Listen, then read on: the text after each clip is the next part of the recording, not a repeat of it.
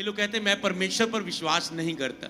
तो क्या कोई ऐसा लोग जन तो नहीं जो यहाँ पर ऑनलाइन सुन रहे जब बैठा है? तो आपको उत्तर सुनना है इसका क्या है, क्योंकि आज परमेश्वर वचन है, पर लिखा शब्द ही परमेश्वर था, शब्द परमेश्वर के साथ था, शब्द ही देहधारी हुआ, मनुष्यों के बीच आया जीसस के रूप में, और शब्द ही परमेश्वर है। और अगर आप कहें बाइबल की बात पर मुझे यकीन नहीं, अगर आप परमेश्वर के लिखे हुए पर बिलीव नहीं करते, फिर कोई रास्ता नहीं आपको दुनिया में जो बचा सकता है, कोई भी नहीं। पर जैसे आप बाइबल आज आपको मिलेगी, आप ऑनलाइन देख रहे हैं चर्च में, आप बाइबल लें, पढ़ना शुरू करें, सच्चाई को जानना शुरू करें, और जैसे आपको ये वचन मिलेगा आप इसे पढ़ना शुरू करेंगे, वो आपकी लाइफ को बदलना शुरू कर देगा। धीरे धीरे धीरे धीरे आप देखेंगे सच्चाई आप जानते जा रहे हैं, और सच्चाई आपको आनंदित करती जा रही है, आपको डर को खत्म कर रही है, आपकी घबराहट को, आपकी फेलियर स्पिरिट से आजाद कर रही है, आपकी लाइफ में डिले को खत्म कर रही है, आपके रास्ते खुल रहे हैं, सब कुछ आपके लिए सुंदर बन रहा है आपके आसपास, क्योंकि आप सच्चाई को जान चुके। वो वचन आपको आशीष देना शुरू कर चुका है, जिस वचन को आप जान चुके हैं। आज एक बिलीवर सोचता है ये उद्धार का संदेश मेरे लिए नहीं, पर जब मैं चर्च में जाता था मेरे लिए सबसे इंटरेस्टिंग विषय होता था उद्धार का संदेश। क्यों? मैं सीखना चाहता था कि सुसमाचार कैसे देना चाहिए, एक रूह को कैसे जीता जाए। हालेलुया। कि जब मैं बोलूं मेरे मुंह से वचन निकले, मेरे मुंह से ज्ञान ना निकले, दुनिया का ज्ञान ना निकले, मेरे मुंह से परमेश्वर बोले और उसका वचन बोले, और वो वचन उसकी जिंदगी को बदले। अलग अलग तरह की कैटेगरीज है। एक बंदे का ये लेवल होता है वो खुल के, मतलब उनका मन परमेश्वर के विरोध में होता है, जैसे पौलुस परमेश्वर के विरोध में था, खुल के वो परमेश्वर के लोगों का विरोध करता था, पर एक दिन परमेश्वर ने उसे चुन लिया, एक दिन परमेश्वर ने उसे ही बदल दिया। हालेलुया। तो जो आपको ज्यादा स्ट्रांग लगते हैं, बस वचन की सामर्थ जैसे उसके सामने जाती तो वो उसे बदलने की सामर्थ रखती है। आपको यह समझना है जब आप सुसमाचार दे रहे हैं कि वचन की सामर्थ एक कठोर हृदय को पिघला सकती है। वचन एक इंसान को बदल सकता है। वचन कानों में नहीं, वचन आत्मा में जाना जरूरी है, क्योंकि वो ही हृदय की अच्छी जमीन है। अगर वो वचन वहां चला जाए तो वो काम करता है। मान लो आज मैंने आपको बात कही कि अगर आप सेवा कर रहे हैं, आपको ये समझना भी है ये मुझे रिजल्ट दे रही। आज मैं एक सुसमाचार सुनाता हूं परमेश्वर के वचन से, तो जितने भी नए लोग आए आपको ध्यान से परमेश्वर के वचन को सुनना है, और आपको भी ये सुसमाचार लोगों को देना आना चाहिए। आज जितने लोग पहली बार आए, जैसे आप इस वचन को सुनेंगे बस आपको बिलीव करना है, यही आपकी मेडिसिन है। जैसे आप इसे सुन रहे हैं, आपके ये अंदर जा रहा है, आप इसके लिए आनंदित हो रहे, खुश हो रहे, इसे समझने की कोशिश कर रहे हैं। याद रखो मनुष्य सभी बातों को तो नहीं समझ सकता, पर आप इसे समझने की कोशिश कर रहे हैं। अगर थोड़ा सा भी वचन आपके अंदर चला गया, एक भी वचन आपकी आत्मा में चला गया, तो वो आपकी लाइफ को बदल देगा, आपको गवाही के साथ खड़ा कर देगा। आप खड़े होंगे यहां पर कि मैं चर्च में आया था और प्रभु के इस वचन ने मेरी जिंदगी को बदल दिया। कभी भी वचन की खिलाफत में ना जाना, क्योंकि वचन ही है जो जीवन देता है, वचन ही है जो आपको बचा सकता है, वचन ही है जो आपको बुद्धि देता है, वचन ही आपको जो अनंत जीवन देता है, वचन ही है जो आपको चंगा करता है, वचन ही है जो आपको पापों से शुद्ध करता है, वचन ही है जो आपको छुटकारा देता है, दुष्ट आत्मा से आजाद करता है, वचन ही है जो आपको आशीष देता है, वचन ही है जो एक सुंदर भविष्य आपके लिए लेकर आता है, आपके आने वाले समय के लिए वो आपके लिए आपको आशीष करता है, केवल परमेश्वर का वचन। तो कुछ लोग खुल के वो विश्वास नहीं करते, वो खुल के विरोध करते हैं। खुल के विरोध करने के हम 4-5 पॉइंट को पढ़ेंगे यहां पर। सबसे पहला पॉइंट लोगों के अंदर होता है कि मैं परमेश्वर पर विश्वास नहीं करता। सबसे पहले लोगों का क्या वर्ड होता है जब आप सुसमाचार देते हैं?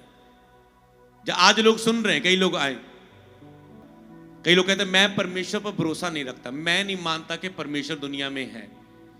अगर परमेश्वर है तो ये सब कुछ बुरा क्यों हो रहा है? अगर परमेश्वर है तो मेरे दुखों को दूर क्यों नहीं करता? अगर परमेश्वर है तो वो दुनिया में बुराई होने से रोक क्यों नहीं लेता? अगर परमेश्वर है तो हॉस्पिटलों में लोग बीमार क्यों हैं? अगर परमेश्वर है तो वो उनकी अपनी विचारधारा, अपनी सोच रहती है परमेश्वर को लेकर। और अगर वो सोचते अगर परमेश्वर है तो मुझे उसका परिणाम क्यों नहीं देख सकता? याद रखो मनुष्य लेकिन आत्मिक बातें शारीरिक व्यक्ति के लिए मूर्खता की बातें हैं। तो वो परमेश्वर के बारे में जब तक नहीं समझ सकता, जब तक पवित्र आत्मा को वो प्राप्त ना करे, जब तक पवित्र परमेश्वर का आत्मा उसको अपनी सच्चाई को उसके ऊपर प्रकट ना करे, जब तक वो पवित्र आत्मा ना पाले, और ऐसे लोग के लिए वचन क्या कहता है? आपको वचन के द्वारा उत्तर देना आना चाहिए और वचन आपके अंदर होना चाहिए और वचन सुन के आपके अंदर आपको विश्वास करना है। लेकिन मूर्ख ने अपने मन में कहा कोई परमेश्वर है ही नहीं और वह बिगड़ गए और उन्होंने बिनौने काम किए। कोई सुकर्मी नहीं, कोई धर्मी नहीं, यहीं पर रखेंगे। तो सबसे पहले परमेश्वर उस इंसान को क्या कह रहे? कहते मूर्ख ने कहा कि कोई परमेश्वर है ही नहीं, वो व्यक्ति मूर्ख है। केवल पागल व्यक्ति मूर्ख नहीं, तो वो व्यक्ति कहता है मूर्ख है जो कहता है कि कोई परमेश्वर है ही नहीं। अगर बड़ी हम आकाश को देखते हैं जो बिना पिलर के खड़ा हुआ है, ये परमेश्वर के वचन से खड़ा हुआ है।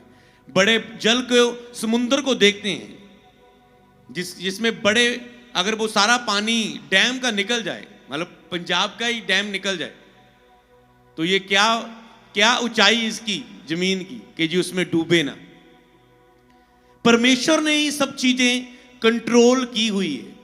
आप बारिश, ज्यादा हम ना इसमें बात करें, अगर एक ही चीज को समझे, जब बारिश पड़ती, आपको पता है 1-2 घंटे में बारिश स्टॉप हो जाती। जहां बारिश 3-4 घंटे पड़ जाए, 6 घंटे पड़ जाए फुल स्पीड में, वहां आपको हाल न्यूज में रिकॉर्ड ब्रेकिंग होती वो न्यूज बारिश की कि घर डूब गए, गाड़ियां डूब गई, तैरने लगी, शहर डूब गया, इतने लोग घायल हो गए, इतने लोग गुम गए, मर गए। कितने घंटे? जब परमेश्वर, सोचो क्या किसके कंट्रोल में है? कंट्रोल में है, मनुष्य से वो प्यार करता है। जब नूह के दिनों में अधर्म बढ़ चुका था, लोग, कारण क्या है? कारण मनुष्य के पाप है।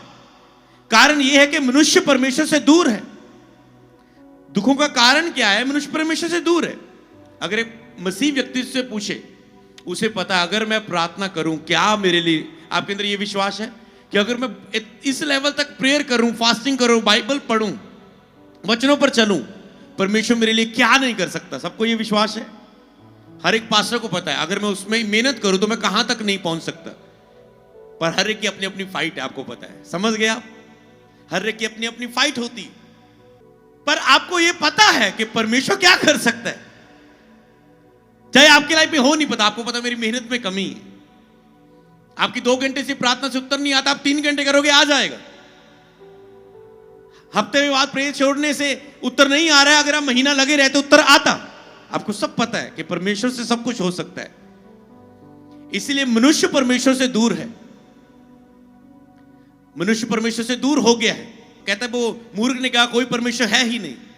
नूह के दिनों में जब वहां भी लोगों का उधर्म बढ़ा, परमेश्वर ने मनुष्य को बनाया अपनी महिमा के लिए, पर मनुष्य जब पाप करने लगा, पाप बढ़ता गया, कत्ल करने लगा, चोरी करने लगा, नाश करने लगा, व्यभिचार करने लगा, रेप करने लगा, मूर्ति पूजा करने लगा, परमेश्वर सृष्टिकर्ता को छोड़ के सृष्टि की पूजा करने लगा, बैलों की पूजा करने लगा, बकरों की पूजा करने लगा, सोने के बछड़े बना के उसकी पूजा करने लगा, परमेश्वर को भूल गया।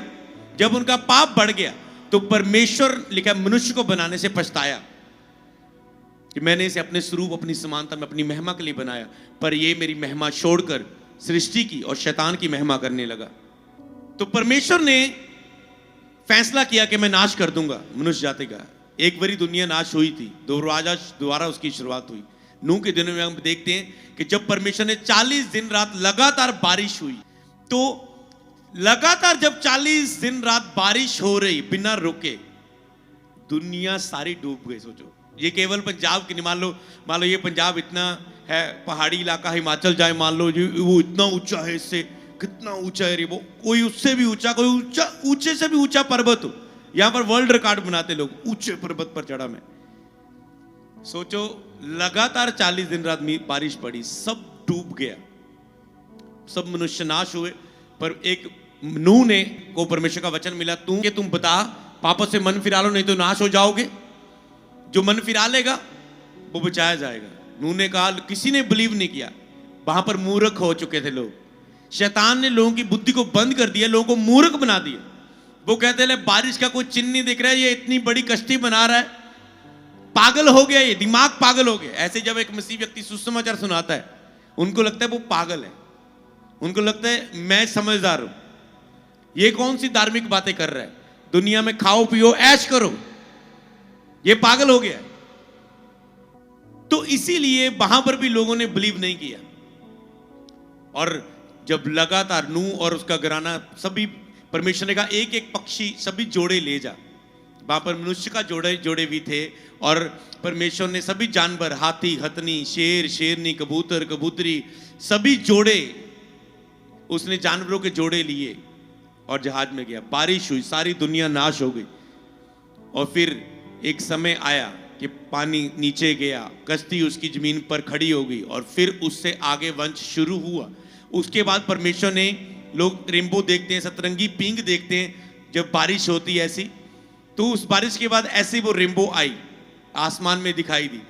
परमेश्वर ने कहा ये मनुष्य और मेरे बीच में एक चिन्ह होगा कि अब की बार मैं पानी से दुनिया का सारी का नाश नहीं करूंगा। समझ पाए? तो आज जो हम देखते हैं उसका क्या मीनिंग है कि मेरा चिन्ह है। उसके बाद हाँ, यीशु बादलों पर आएगा, आग बरसेगी, आकाश की शक्तियां हिलाई जाएंगी, डिफरेंट रीति से दुनिया का अंत होगा। पर कब होगा ये? जब सब तक वचन पहुंच जाएगा, सारी दुनिया तक ये वचन पहुंचाया जाएगा। चुनी हुई बेड़े इकट्ठी होगी, भटकी हुई बेड़े तक वचन पहुंच जाएगा। और परमेश्वर की इस योजना, जो इंसान की कल्पना से उद्धार की योजना परे है, आपने जितना उद्धार को समझना समझ लिया, पर उद्धार का मेन भेद परमेश्वर के हाथ में। जैसे जीसस को आना मरना किसी को कुछ नहीं पता चल रहा था, क्या हो रहा है, जीसस चंगा कर रहे हैं लोगों को, क्रूस पर चढ़ाया जा रहा है, ये लोगों को उतर क्यों नहीं रहा क्रूस पर, जिसने मुर्दों को जिंदा कर दिया, ये सब कुछ चुपचाप क्यों सह रहा है, कुछ नहीं पता था। वो एक उद्धार की योजना थी। इसी तरह जीसस का आना एक उद्धार की परमेश्वर की योजना है। उसको बयान भी किया गया, प्रकाशित वाक्यों में भेद की कुछ बातें हैं, समझने वाला उसे समझ रहा है। मनुष्यों का नाश किया। आज भी परमेश्वर अपना संदेश देता है अपने दासों के। जब लोग चर्च में आते हैं, बाइबल को पढ़ते हैं, हजारों लोग बचाए जा रहे हैं, और जब भी लोग सुन के उसे मन फिराते हैं, तो परमेश्वर आज भी उनको नया जीवन देने के लिए तैयार है, उन्हें बचाने के लिए तैयार है। जो लोग पहली बार आए, आप इसे ध्यान से समझे कि परमेश्वर आज भी आपको बचाने के लिए तैयार है, पर क्या आप उसका वचन सुन के विश्वास करने के लिए तैयार हैं? तो यहां पर हम पढ़ते कि मूर्ख ने कहा कि परमेश्वर है ही नहीं, और वह बिगड़ गए। यहां पर आज एक मसीह व्यक्ति भी, कई लोग ऐसे होते हैं, वो कहते परमेश्वर का स्वाद चखे, परमेश्वर को जान के समझ के, पवित्र आत्मा के स्पर्श को लेकर भी, मतलब एक बात करने वाले खुदा को लेकर, उन्होंने एक ना एक बार सुनी है प्रभु की बात, वो रोए हैं आत्मा के स्पर्श से, आत्मा के स्पर्श से गिराए गए, आत्मा के स्पर्श से भरे गए, उद्धार के अनुभव के स्वाद को चखा, और चखने के बाद भी लिखे हुए बिगड़ गए। उन्होंने कहा परमेश्वर नहीं, मेरी प्रार्थना का उत्तर नहीं आया, परमेश्वर नहीं, बिगड़ गए। वो शारीरिकता में उन्होंने बिनौने काम किए, कोई सुकर्मी नहीं। अगर हम 2 आयत में पढ़ें, परमेश्वर ने स्वर्ग में से मनुष्यों पर दृष्टि की और देखा कि कोई बुद्धिमान नहीं, कोई परमेश्वर का खोजी है या नहीं, कि कोई है कोई परमेश्वर को जो खोज रहा हो। दृष्टि करी कि देखा कोई बुद्धिमान है, कोई थोड़ी भी बुद्धि रखता है। और 3 आयत में लिखा है कि सब के सब भटक गए और सब भ्रष्ट हो गए, कोई सुकर्मी नहीं, एक नहीं, कोई धर्मी नहीं, एक भी नहीं। पापी को बचाने के लिए केवल धार्मिकता के द्वारा ही बचाया जा सकता है, बिना लहू बहाए माफी नहीं। अंधे को अंधा नहीं रास्ता दिखा सकता, जो खुद अंधा है वो अंधे को नहीं दिखा सकता रास्ता, इधर से चल। तो पापी को पापी नहीं बचा सकता था। परमेश्वर ने देखा क्या कोई धर्मी है, कोई नहीं, बाइबल में लिखा। परमेश्वर ने अब इस दुनिया में आना था, जब पाप दुनिया को खत्म कर रहा था। परमेश्वर ने देखा पाप दुनिया में खत्म कर रहा है, अब शैतान ने एक पाप का बीज मनुष्य के अंदर डाल दिया। जन्म से ही इंसान पाप में जन्म ले रहा है, क्योंकि पहले माँ बाप ने अनाज्ञाकारी को क्या कहते हैं, पाप। मतलब अनाज्ञाकारी क्या है, पाप। परमेश्वर की बात को ना मानना, परमेश्वर के संविधान को, जैसे हम कोर्ट में देखते हैं संविधान होता है, संविधान होता है, कानून होता है, अगर उसकी उल्लंघना की जाती है, उसे तोड़ा जाता है तो उसको सजा मिलती है, रूल्स को तोड़ा जाता है। ये परमेश्वर का रूल्स है, इसे तोड़ना तो कई लोग तो जानना ही नहीं चाहते परमेश्वर के रूल्स क्या है, परमेश्वर की आज्ञाएं क्या है, एक मनुष्य के लिए क्या चाहता है परमेश्वर मनुष्य करे, क्या परमेश्वर नहीं चाहता, और वो सुनना भी नहीं चाहते। इसलिए लोग दुखों में हैं, इसलिए उन्हें परमेश्वर की, उनको खोजना चाहिए। और जब परमेश्वर ने देखा कि सब भटक गए, परमेश्वर ने चुनाव किया कि मैं इनके लिए बलिदान दूंगा, अपने इकलौते पुत्र को भेजूंगा इस दुनिया में। उसने जीसस क्राइस्ट को, यीशु मसीह को दुनिया में भेजा। लिखा, उसके लिए भविष्यवाणी हुई कि एक कुंवारी गर्भवती होगी, एक पुत्र को जन्म देगी, उसका नाम यीशु मसीह होगा। इमैनुअल मतलब परमेश्वर हमारे साथ होगा, मतलब परमेश्वर अब मनुष्यों में, परमेश्वर हमारे साथ। उसके नाम का अर्थ यही होगा, उद्धार करने वाला। मसीह मतलब छुड़ाने वाला, बचाने वाला। मसीहा वो लोगों के लिए बचाने वाला बन के आएगा। और किसको चुना गया? मरियम को। जब जीसस ने दुनिया पे आना था, अगर वही औरत और मर्द के इकट्ठे होने के द्वारा पैदा होते तो फिर तो वही पाप में पैदा होना हो गया। शरीर से जन्मा, लिखे जो शरीर से जन्मा है वो अनंत जीवन में दाखिल नहीं हो सकता, स्वर्ग राज्य में दाखिल नहीं हो सकता जब तक तुम आत्मा में नया जन्म नहीं पाते, नए सिरे से नहीं जन्म लेते, बपतिस्मा नहीं लेते, अपने पापों से मन नहीं फिराते, यीशु के नाम पर विश्वास नहीं करते, उसके लहू से धोए नहीं जाते, तो जब तक कोई आत्मा से ना जन्मे परमेश्वर के राज्य में दाखिल नहीं हो सकता। तो आत्मा से जन्म वही दे सकता है जो आत्मा के द्वारा दुनिया में आया। और जीसस जब आए, लिखा वो कुंवारी गर्भवती हुई, जो अपने आप को पवित्र रखती थी मरियम, परमेश्वर ने उसको चुना। क्या कोई धर्मी है? क्या किसी को मैं चुन सकता हूं? वो अपने आप को दीन रहती थी, परमेश्वर का डर रखती थी, आज्ञाओं में चलने की पूरी कोशिश करती थी, डर रखती थी, भय रखती थी, परमेश्वर को आज्ञाओं में बने रहने के लिए पवित्र रखती थी अपने आप को। तो परमेश्वर ने उसको यूज किया और दूत ने आके बताया कि तू गर्भवती होगी तो एक पुत्र को जन्म देगी, उसका नाम यीशु होगा। वो दुनिया में, सारी दुनिया का उद्धार करता होगा, पापों की क्षमा के लिए उद्धार उसी के नाम से होगा, उसी के नाम से सारी दुनिया बचाई जाएगी। और जब मरियम को यह संदेश मिला, उसने कहा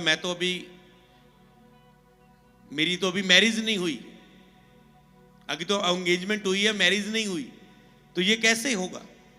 लिखा है परम प्रधान की सामर्थ कहते तुझ पर छाया करेगी, ये पवित्र आत्मा की ओर से होगा। और लिखा है पवित्र आत्मा के द्वारा वो गर्भवती की गई। जब वो गर्भवती हुई, जीसस इस दुनिया में आए पवित्रताई के साथ, और उसके बाद यीशु मसीह ने अपने सेवा के कार्य को आरंभ किया, जो हम क्रिसमस में बात करेंगे, क्रिसमस मीटिंग में उसके कुछ हिस्से में। मनुष्य को बचाने के लिए आए। उसका जन्म अनोखा था कि मनुष्य उद्धार पाए। पाप दुनिया में कारण था, जिसने अपने सब बीमारों को चंगा करके, मुर्दों को जिंदा करके, अंधों की आंखें खोल के, लंगड़ों को चलाकर, एंड में क्रूस पर सबके पापों के लिए जान दे दी कि अब तुम्हारे पापों के लिए तुझे मरने की जरूरत नहीं, मैं तुम्हारे लिए मरता हूं, तुम्हारे पापों को अपने ऊपर लेता हूं। और जो कोई मुझ पर विश्वास करेगा यीशु कि मेरे लिए प्रभु ने जान दी, मेरे लिए आया, वो बचाया जाएगा। और जैसे ही यीशु ने क्रूस पर जान दी, उसे कब्र में रखा गया। और जैसे पहले भविष्यवाणी हुई थी कि वो कुंवारी के द्वारा जन्मेगा और मृत्यु उस पर जयवंत ना हो सकेगी, वह मुर्दों में से जी उठेगा। और ऐसा ही हुआ, तीसरे दिन बाद यीशु से मुर्दों में से जी उठे। तो जितने लोग पहली बार आए हैं, मैं आपको बताना चाहता हूं, आप उस परमेश्वर के पास आए जो मुर्दों में से जी उठा, जो पवित्र आत्मा के द्वारा मुर्दों में से जी उठा, जो कुंवारी के द्वारा दुनिया में आए। ना तो वो जो पवित्र परमेश्वर है, जो दुनिया की शुरुआत है, बस आपको बिलीव करना है और विश्वास के साथ परमेश्वर में आगे बढ़ना है। तो उसने पापियों के लिए जान देके उनके लिए रास्ता खोल दिया कि वो बचाए जाएंगे। अब सारी दुनिया में यह वचन दिया जा रहा है, जो विश्वास कर रहा है वो बचाया जा रहा है, वो उद्धार को ग्रहण कर रहा है, वो नरक की आग से बच रहा है। जो विश्वास नहीं कर रहा है वो दोषी ठहराया जा रहा है। अब विश्वास करना क्या है?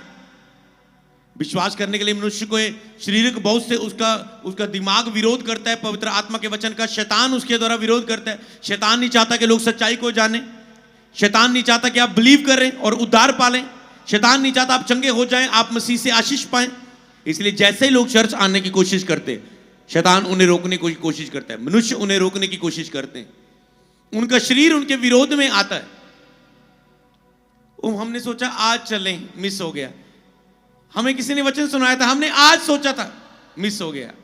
पिछले महीने सोचा था, मिस हो गया। वो 1.5-2 महीने बाद लगातार कोशिश करने के बाद पहुंचता है।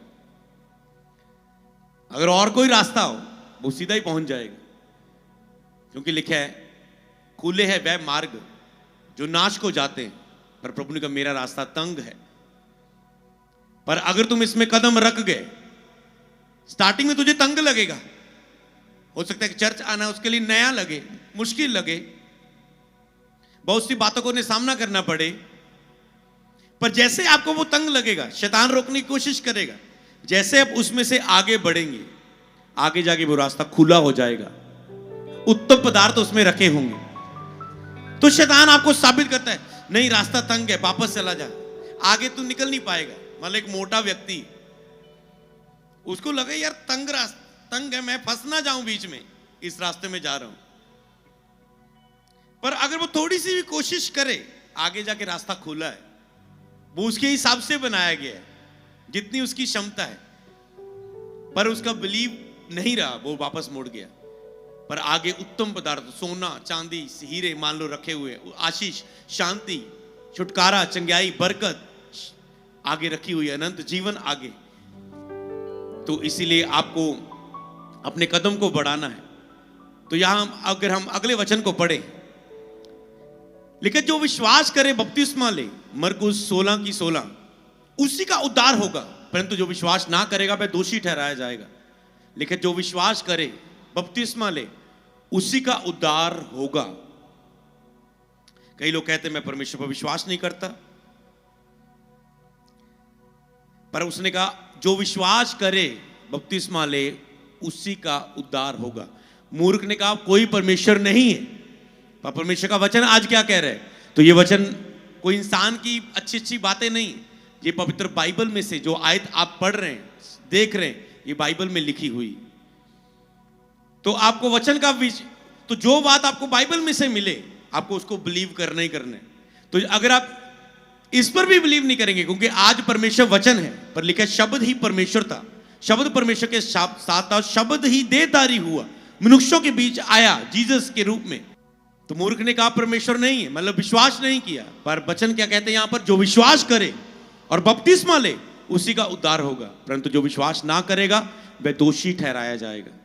तो अगर कोई विश्वास ना करेगा, वो चर्च आया, वचन सुना किसी भी तरीके से, और वो कहता नहीं मुझे नहीं परमेश्वर पर विश्वास करना, तो वो दोषी ठहराया गया। मतलब उसने सच्चाई को जानने के बाद भी सच्चाई के अनुसार चलना ना चाहा। इसलिए परमेश्वर हर एक मनुष्य को अवसर देते। ये मेरे पास भी आया था वचन, जब मैं पहले 2010 में इसी पिंड में जब चर्च जाना मैंने शुरू किया, और मैंने सुना कि जो विश्वास करेगा सो बचाया जाएगा, जो विश्वास नहीं करेगा वो दोषी ठहराया जाएगा। जब ये मैंने पहली बार सुना पास्टर के मुंह से और बाइबल में से, तो मैंने कहा मैं सारी सच, मुझे पता है यीशु मसीह ही सच्चा खुदा है, मैं जान तो गया हूं इसे। हाँ वचन कहता है सब बातें ठीक है, सच है,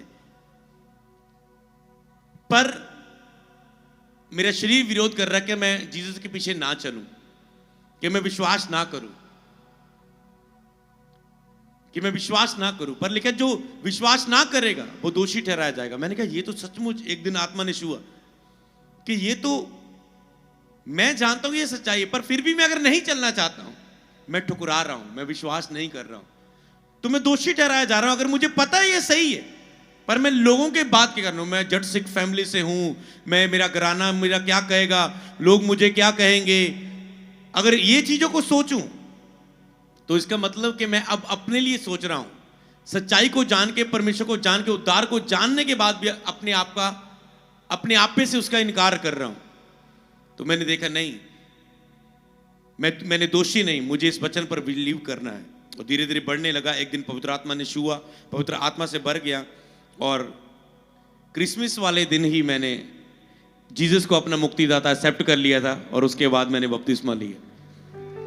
मेरी वो शायद फर्स्ट या सेकंड क्रिसमस थी वो मेरी लाइफ की, और उसी दिन मैंने फैसला कर लिया। उस दिन मुझे बताया जा रहा था वचन को, और उसी दिन मैंने कहा हाँ आज से यीशु मसीह ही मेरा प्रभु है। हालेलुया। मैंने पवित्र आत्मा की ओर से सच्चाई को जान लिया, और इसी रीति से तो जो विश्वास करे, बपतिस्मा ले, उसी का उद्धार होगा। आप यीशु के पीछे चलना शुरू करें। हर संडे मीटिंग के बाद बपतिस्मे होते हैं, आप बपतिस्मा लें। अगर आप भटके हुए थे, मन फिराएं अपने पुराने जीवन से, खराई से चलना शुरू करें परमेश्वर के पीछे, क्योंकि लिखा है जो विश्वास करे उसी का उद्धार होगा, नहीं तो वो दोषी ठहराया जाता है। तो कई लोग कहते हैं कि ओके, उद्धार क्या है? उस नरक की आग से बचना। कई लोग कहते हैं जन्म मरने के बाद किसने देखा? कौन? हम कैसे विश्वास करें कि स्वर्ग नरक है? इसी परमेश्वर ने जो जो वचन कहे, आज वो चर्च में पूरे हो रहे हैं। अगर आप रेगुलर चर्च आ रहे हैं, आप मसीह को देख रहे हैं, तो इसी बाइबल में लिखा है जो विश्वास करेगा वो बचाया जाएगा, वो स्वर्ग को पाएगा, उद्धार को पाएगा, परमेश्वर के आमने सामने होगा, स्वर्ग में परमेश्वर के साथ होकर उसकी आराधना करेगा। पर जो विश्वास नहीं करेगा वो दोषी ठहराया जाएगा और नरक की आग में वो फेंका जाएगा, जो आग कभी बुझने की नहीं, जहां कीड़े का डंक कभी खत्म ना होगा, जहां पर आग उसे साड़ती जाएगी पर उसे मृत्यु ना आएगी, वो तड़पता रहेगा। तो लोग सोचते मैं तो नरक में विश्वास नहीं करता, पर अगर हम वचन को पढ़ें आगे तो भजन संहिता 9 की 16 से 17 में लिखा है, यहोवा ने अपने आप को प्रगट किया, उसने न्याय किया, दुष्ट अपने किए हुए काम में फंस जाता है। यहोवा ने अपने आप को प्रगट किया है दुनिया में, परमेश्वर अपने वचन के द्वारा और अपने कामों के द्वारा।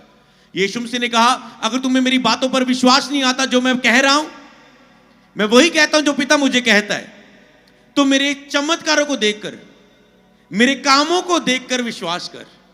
और मैं बिलीव करता था कि वचन जीवन को बदलता है, ना कि हमारी काउंसलिंग बदलती। और इसीलिए लोग जब बिना वचन के सुसमाचार सुनाते हैं, फिर वो रूहें बचती नहीं, क्योंकि आप काउंसलिंग दे रहे, आप अपनी बातें बता रहे हैं, पर रूह को केवल वचन ही बदलता है।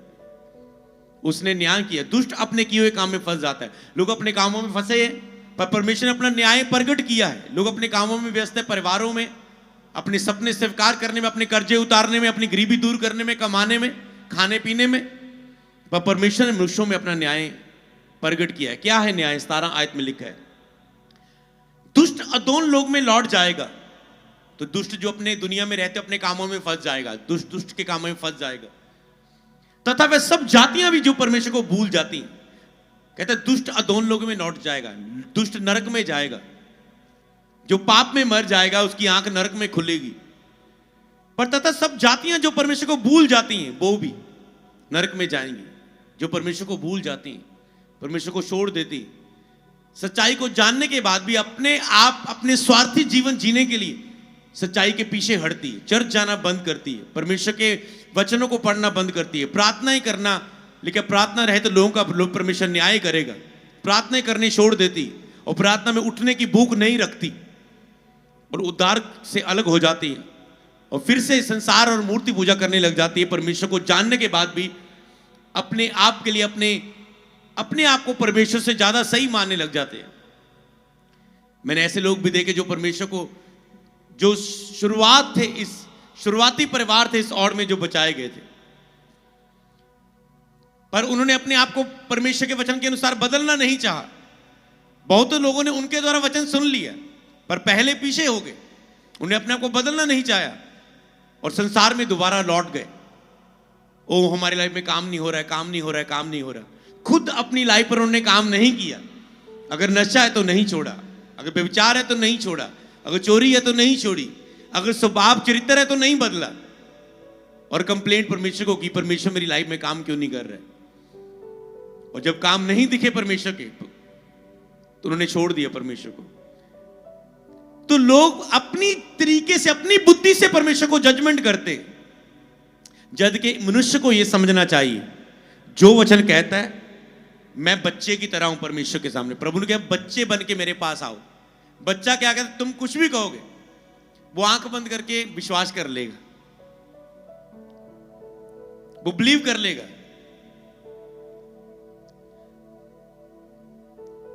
तो विश्वास इसी तरह है। अगर आपको एक छोटा दाना दिखाया जाए एक बच्चे को, मान लो बच्चे तो चलो अभी समझ नहीं रखता, किसी बुद्धिमान बंदे को, आपको कभी यकीन नहीं होता ये छोटा दाना इतना बड़ा पेड़ बन सकता है। थोड़े से बड़े बच्चे को पूछे ये दाना है ना, इतना बड़ा पेड़ बन जाएगा, वो सोचेगा ऐसा कैसे हो सकता है। पर आपने देखा है दुनिया में, आपको पता है हो सकता है। इसलिए मनुष्य की बुद्धि नहीं समझ पाती, पर जब आप उसे स्वाद चख लेते हैं तब आपको सब, आप ज्ञान को जान लेते हैं। परमेश्वर का परख के देख यहोवा कितना भला है, धन्य है वह जो उसकी शरण लेता है। तो कहता है वो परख के देख, कहता है जान के देख यहोवा कितना भला है, परख के देख, धन्य है जो उसकी शरण लेता है। मत्ती की किताब 26:28 में, क्योंकि वह वाचा का लहू वह लहू है जो बहुतों के पापों की क्षमा के निमित्त बहाया जाता है। तो पहले लोगों का ये सवाल है, मैं परमेश्वर पर बिलीव नहीं करता। आपने वचन से सुना परमेश्वर है दुनिया में। मनुष्य का दूसरा बहाना कि मैं नरक पर विश्वास नहीं करता, पर परमेश्वर का वचन कहता है कि मरने के बाद भी जीवन है, स्वर्ग का जीवन है, जिसमें एक मनुष्य का लिखा है हम परदेशी होकर इस दुनिया में आए। लोगों को लगता है जो दुनिया ही सब कुछ है, पर बाइबल क्या बताती है? मनुष्य की सोच और परमेश्वर का वचन, जब ये मनुष्य समझ जाए कि मुझे अपनी सोच नहीं, मुझे अविश्वास किसे कहते हैं कि बाइबल में कोई भी वचन आना, जब हम भी नए नए थे तो हमें लगता था कई वक्त शैतान, नहीं ये ऐसा कैसे, ऐसा कैसे, तो फिर ये क्यों, पुराना नेम कई वक्त खोल के बैठ जाना, ये क्यों, वो क्यों। जब सब बातों के उत्तर आए, समझा, प्रीच को सुना, इसलिए आपको चर्च आना जरूरी है। सब बातें आप नहीं समझ पाते। लोग कहते हैं नहीं मैं घर में बाइबल पढ़ लेता हूं, मैं मसीनू मानदा, पर मैं घरे बाइबल पढ़ लेना, घरे प्रेयर कर लेना। और आप शारीरिक रहते हैं, क्योंकि चर्च में जब आप आराधना करते हैं, एक संगति में आपकी आत्मा सामर्थ्य होती है। लेकिन आत्मिक जन को कौन सिखाए? क्योंकि परमेश्वर का आत्मा सब बातों को जानता है, आत्मा सब बातों को जानता है। तो इसलिए लोग कहते हैं मैं नरक पर विश्वास नहीं करता, वचन में लिखा है। तो कई लोग सोचते मैं प्रायश्चित पर विश्वास नहीं करता, कि क्षमा मांगने से ऐसे कोई कैसे माफ हो जाएगा कि मैं यीशु के पास आऊं और मैं मानूं हाँ मैंने बहुत से पाप किए, यीशु मेरे पापों को माफ कर सकता है, आज मैंने सुन लिया। कैसे क्षमा मांगने से कैसे मैं माफ हो सकता हूं? कैसे मैं क्षमा मांगने से माफी पा सकता हूं? तो वचन इसके विषय में क्या कहता है? क्योंकि लिखा है ये वाचा का वह लहू है जो बहुतों के पापों की क्षमा के लिए बहाया जाता है। यीशु मसीह ने कहा जो क्रूस पर चढ़ते हुए मैंने लहू बहाया था, कोड़ों को खाने के समय, कोड़ों को खाने के समय हाथों पैर पर जब किल ठोके गए थे, सिर पे कांटों वाला ताज पहनाया गया, जो मेरे ऊपर लहू बहा, ये मैंने तेरे पापों के लिए बहाया गया है, तुम्हारे पापों की क्षमा के निमित्त बहाया जाता है। और अब ये क्या कह रहा है वचन? तो बस अगर आपको परमेश्वर पर बिलीव करना है, आपको क्या बिलीव करना है? कि ये वचन परमेश्वर की ओर से, इजी हो जाएगा लोगों के लिए विश्वास करना। लेकिन सारी लिखत परमेश्वर की आत्मा के द्वारा है, इसमें कोई कन्ना बिंदु टिप्पी इधर उधर नहीं कर सकते, करेगा तो वो दोषी है। पर सारी लिखत परमेश्वर की आत्मा के द्वारा है। और इसमें लिखा अगर सब बातें जो काम यीशु मसीह ने किए अगर लिखे जाएं तो किताबें भर जाएंगी, पर लिखा जो दिया गया इसी पर बिलीव करें। कुछ बातें आपको आत्मा सिखाता है, फिर आगे की बातें, रेवलेशन की बातें, वेदों की बातें, प्रकाशन की बातें। लेकिन हम वेद के भंडारी है, तो बाइबल हमारे अंदर लिखी हुई है आत्मा में। लिखे जिन्होंने बाइबल को नहीं पाया, आप कहते हैं उनका न्याय कैसे होगा? लिखे परमेश्वर व्यवस्था लिखा है उनके मनों में लिखी हुई है। आपको पता है जिन लोगों के अंदर, आपके अंदर शरीर प्राण आत्मा है, व्यवस्था लोगों के मनों में लिखी गई है। जैसे ही बच्चा बड़ा होता है उसको पता लग जाता है कि सही गलत क्या है, कि ये चीज गलत है। उनको पता चोरी गलत है, गंदी निगाह से देखना गलत है, आवाज गालियां, गंदी गाली, गंदे मजाक करना गलत है। खुद ब खुद इंसान को पता चलने लग जाता है। ऐसा नहीं कि उसको सब चीजें बोलता है कोई, जो उसने टीवी में सीखा ये गलत है, ये गलत है। और जब वो इसके खिलाफ चलता, अपने विवेक के खिलाफ चलता है, इसे बोलते हैं पाप। परमेश्वर की व्यवस्था को तोड़ना, उसकी आज्ञा को ना मानना। तो जैसे जब आपको वचन मिले, लेकिन सारी लिखत परमेश्वर की आत्मा के द्वारा है।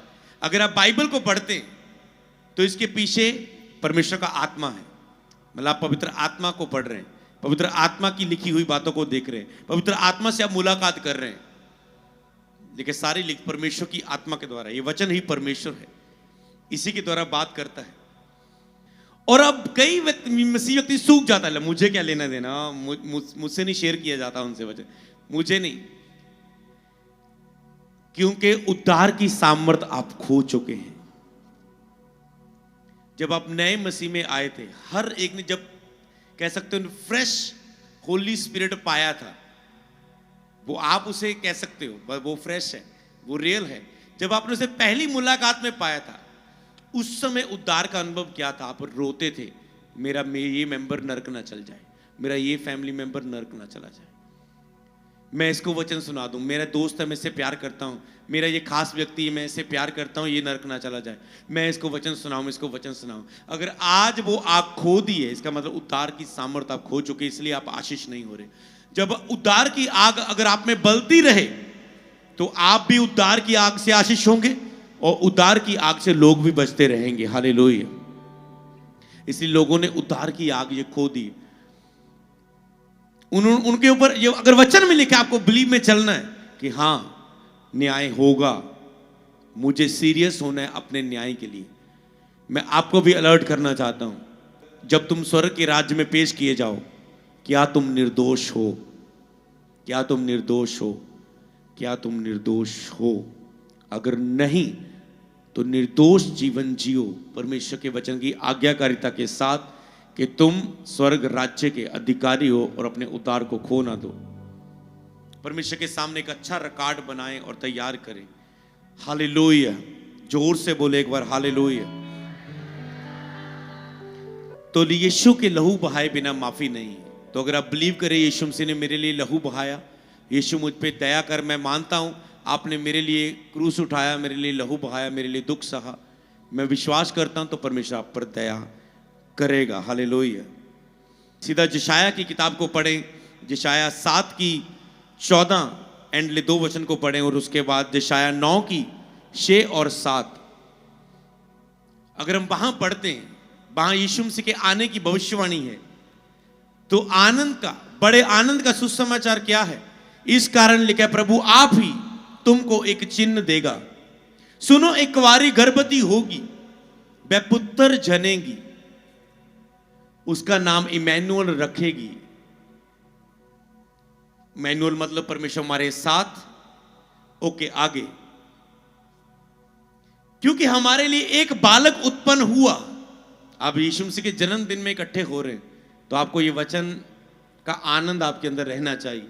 हमारे लिए एक बालक उत्पन्न हुआ, कि हमें एक पुत्र दिया गया, और प्रभुता उसके कंधों पर होगी, और उसका नाम अद्भुत जुक्ति करने वाला पराक्रमी परमेश्वर होगा। नाम उसका क्या? अद्भुत जुक्ति करने वाला पराक्रमी परमेश्वर। मतलब यीशु ही प्रभु है, वो परमेश्वर होगा। वो केवल एक जीसस को एक नबी पैगंबर समझ के ना माने कि दुनिया में जैसे सब आए वो आए। जैसे मैंने इस चीज को समझा, मैं बहुत आशीष पाई, मैंने मसीह में बहुत सामर्थ पाई, बहुत बड़ा आशीष पाई। लिखा प्रभुता उसके कंधों पर होगी, वो पुत्र को जन्म देगी, कुंवारी गर्भवती होगी, प्रभुता उसके कंधों पर होगी, उसका नाम अद्भुत जुक्ति करने वाला पराक्रमी परमेश्वर।